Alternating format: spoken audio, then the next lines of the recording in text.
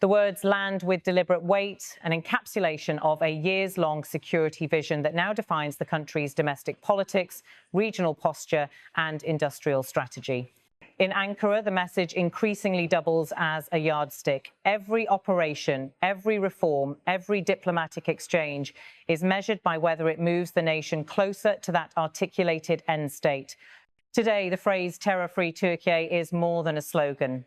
It is a policy framework, a pledge to suppress and deter armed threats at home, to deny safe havens to groups operating across the border, and to knit the gains into a sustainable political settlement. Erdoğan remains the country's president, a role he has held since 2014, and he has set a steady cadence of promises and milestones around this idea throughout 2025. From the capital's security briefings to the border provinces where patrols form a constant rhythm of life, officials speak of a final stage in the fight against organised militancy. That sense of culmination intensified in the spring, when reports from outlets with deep sources in the conflict landscape said the PKK's 12th Congress had decided to dissolve its organisational structure and end armed struggle. Turkish officials welcomed the signal while emphasising a hard lesson learned over decades. Declarations do not equal disarmament. Intentions must be backed by verifiable steps. The legal reality also remains unchanged. The PKK is proscribed by Turkey, the European Union and the United States. Against that backdrop, Ankara's rhetoric about firm steps has been matched by investments in capability. In late August, the government showcased an integrated air defence architecture informally dubbed the Steel Dome, intended to layer sensors, interceptors and command and control to counter threats from rockets and drones, tools that have defined much of modern asymmetric conflict. Officials described the project as a capstone of a larger shift toward defence self-sufficiency. It also sends a regional signal at a time of volatile security dynamics from the Black Sea to the Levant. Recep Tayyip Erdoğan, president of Türkiye. We will continue to walk confidently, knowing what we are doing and what we aim for, with determined steps toward a terror-free Türkiye. That precise formulation, determined steps, knowing what we are doing, has been repeated often this year at commemorations and in provincial rallies.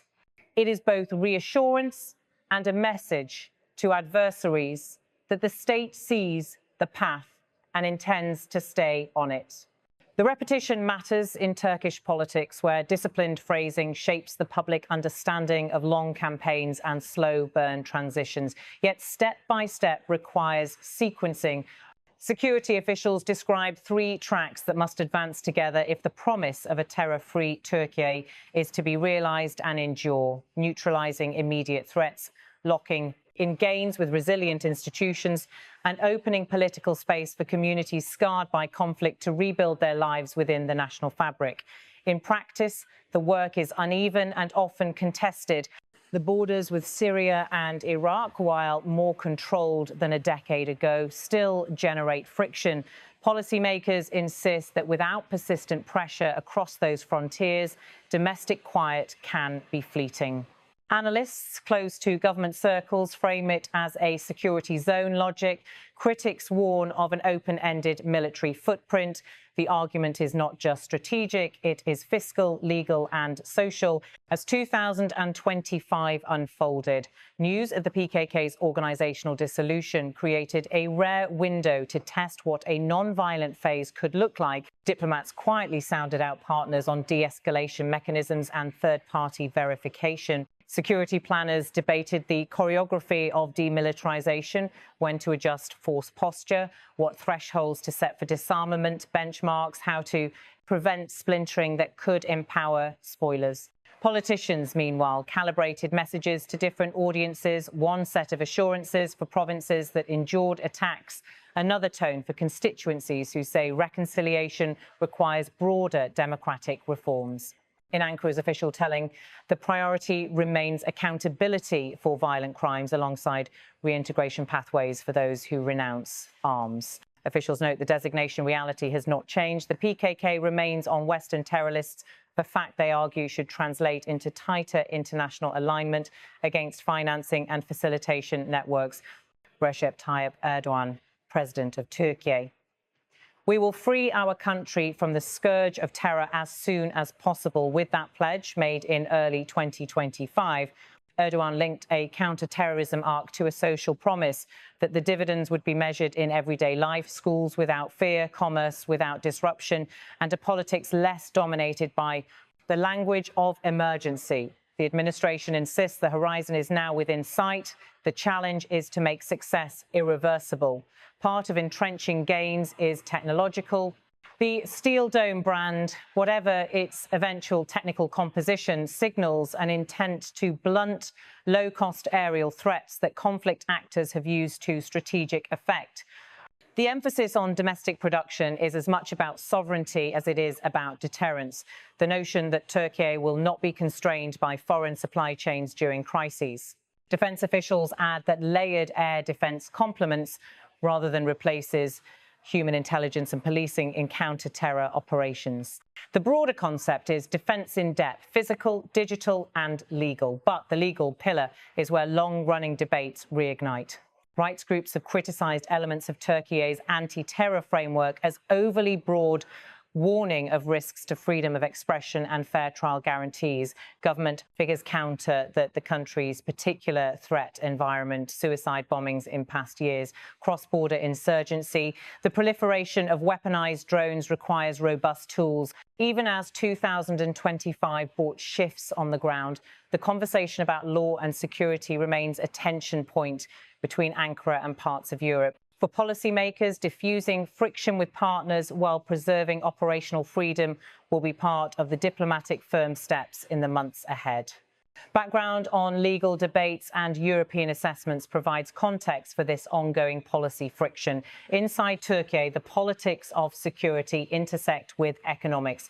Local leaders from the southeast describe a fragile rebound in investment tied to risk perception. When the state communicates progress, whether through arrests of suspected cells, seizure of weapons, caches, or the dismantling of financing networks, business associations say that credit flows and new projects follow. But they also warn that any dramatic incident can reverse sentiment, making predictability the single most prized commodity. The government's repeated vows, firm steps, determined steps are partly for these audiences too. Municipal planners, investors, families deciding whether to return to towns they left during harder years.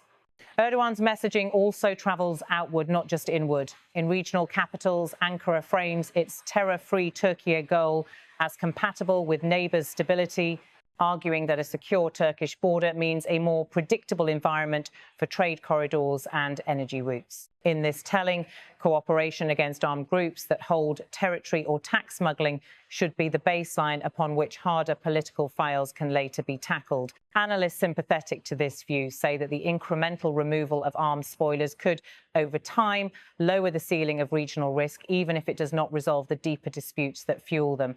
Others caution that uneven enforcement or diverging definitions of which actors are terrorists still pose obstacles to seamless coordination. At home, one question shadows the promise of a terror-free future: how to narrate the past. Official commemorations keep the memory of victims present. Court cases seek to codify accountability. Civil society groups call for a balance, remembering without hardening divisions. Education policy, too, becomes a vector. Curriculum developers debate how to teach a generation that did not live the worst years of violence about why the state made certain choices and what it means to prevent a relapse. Government communicators argue that the answer is national unity anchored in the rule of law. Critics push to add a component about pluralism and rights to the same message. The debate is not cosmetic. In conflict-affected societies worldwide, how states tell the story of violence often shapes whether peace consolidates or frays. Recep Tayyip Erdoğan, President of Türkiye: we are advancing with firm steps on the path to the goal of a terror-free Türkiye. That formulation used again during 2025 appearances threads speeches about security with speeches about development. Roads, hospitals, schools and defence factories are folded into a single narrative arc. In the administration's view, a secure environment creates the fiscal space for social investment. Social investment, in turn, inoculates against the grievances that armed groups exploit. Whether that virtuous cycle holds depends on execution. Fiscal discipline in a challenging global economy, delivery at the municipal level, and a credible communication channel with sceptical constituencies. The international angle remains fluid. Western governments continue to list the PKK as a terrorist organization, aligning on sanctioning and law enforcement pressure. Yet they sometimes part ways with Ankara over the status of affiliated actors in Syria and over the balance between counterterrorism and civil liberties. Turkish officials argue that alignment at the top level should extend to operational questions on the ground. European capitals, facing their own domestic political constraints, respond that simplification can be risky in complex theatres. For ordinary Turkish citizens, such diplomatic nuance is remote. What they feel is whether their street is safe, whether their town hosts a festival again, whether their children commute without fear. The state's task is to turn macro-level shifts like the PKK Congress news into micro-level normalcy that people can touch. Security planners also warn against mission-accomplished banners. They note that peace processes globally are often derailed, not by formal adversaries, but by factions that perceive advantage in chaos. That is why, they say, the mechanics of the coming months matter so much. Registration and tracking of weapons, reintegration pathways, vetted by security services, clear red lines against extortion and intimidation. Cross-border coordination is another pillar. Turkish interlocutors emphasize the need for practical arrangements with Iraqi and Syrian counterparts to limit the movement of militants and materials.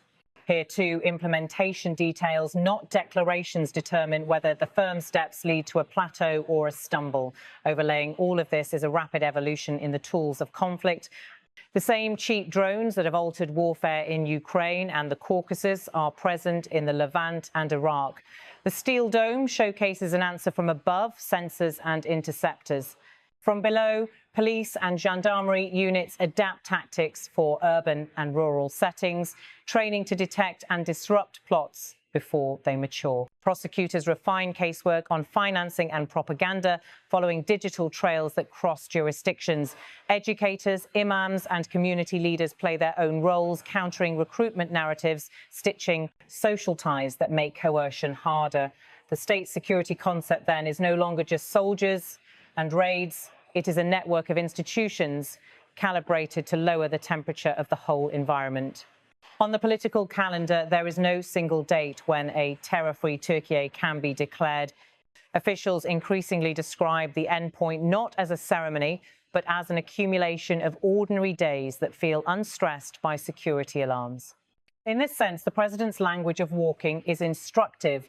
It suggests motion measured by steps, not leaps. The ambition is high, but the method is incremental. Recep Tayyip Erdoğan, president of Türkiye. Without letting down the trust of our martyrs and veterans, we will together build a bright Türkiye centred on peace, tranquility and affection. This closing chord, used in speeches through the late summer, locates the security project within a moral frame. It asks the public to see sacrifice as the foundation of future normalcy and to anchor pride not only in military prowess, but in the quiet life that victory is supposed to enable. Whether one agrees with the government's every policy or not, the aspiration is broadly legible: a country where the term terror incident recedes from the daily lexicon. The road from violent conflict to durable calm is never linear. Türkiye's geography, its economic ambitions, and its contested political arena ensure a crowded field of variables. But the contours of the current phase are clear. There is the strategic headline, the PKK Congress decision that could, if acted upon in good faith and verified, set the stage for a different politics. There is the state's response, an insistence on verifiable steps, a refusal to ease pressure prematurely, and a parallel investment in the tools meant to dissuade a relapse from the courtroom to the radar array. And there is the social contract being restitched in towns that bore the brunt. of the fighting families returning, businesses reopening, a generation asking what comes next. In that context, the president's phrase functions as both destination and discipline. Each firm step is meant to be observable: safer roads, fewer alerts, more classrooms, a steadier hum of commerce. Policies will be debated, outcomes contested, but the measuring stick remains the same. Do the facts on the ground move the needle toward a future where terror no longer dictates the rhythm of public life? Recep Tayyip Erdoğan, President of Türkiye: we will continue to walk towards the goal of a terror-free Türkiye with firm steps as the year draws toward its close. That promise travels once more through the country's political discourse, through briefings and ceremonies, through local councils and factory floors. Whether the destination is months away or years, the state's message is that momentum exists, the tools are sharper, and the stakes are understood. The task now is the hardest kind: to turn the arc of a long conflict toward an everyday peace and to keep it there